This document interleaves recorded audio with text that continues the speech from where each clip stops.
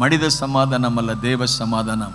இந்த சமாதானத்தை உண்டு பண்ணுவதற்காக ஆண்டவர் என்ன செய்தால், இயேசு நமக்காக மரித்து உயிர்த்ததினாலே அவரே நம்முடைய சமாதானக்காரனராகி இருதரத்தாரையும் ஒன்றாக்கி பகையை சிலுவையினால் கொன்று அதனாலே இருதரத்தாயும் ஒரே சமயமா தேவனுக்கு ஒப்பு கொடுத்தார். கரங்களை தட்டி கர்த்தரே அவரே சமாதானக்காரனார்.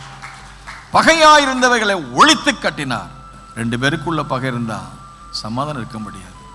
ஆனால் தேவனுக்கும் நமக்கு உள்ள அந்த பகைமை, அவருக்கும் நமக்கு உள்ள அந்த பாவத்தினால் வந்த இடைவெளியை மாற்றுவதற்கு அவரே நமக்கு சமாதானக்காரனார்.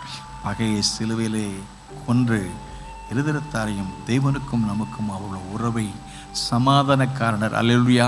ஒரு 2 பேருக்கு பிரச்சனை வந்தா ஒருத்தர் ஒரு மத்தியஸ்தம் பண்ணணுமே, ஒருவர் வந்து சமாதானம் பண்ண வேணுமே. ஆகவே தான் வேதம் சமாதானம் பண்ணுகிறவர்கள் பாக்கியவான்கள், அவர்கள் தேவனுடைய ஆமென். கரங்களை தட்டி அவரே எனக்கு சமாதானக்காரனர்.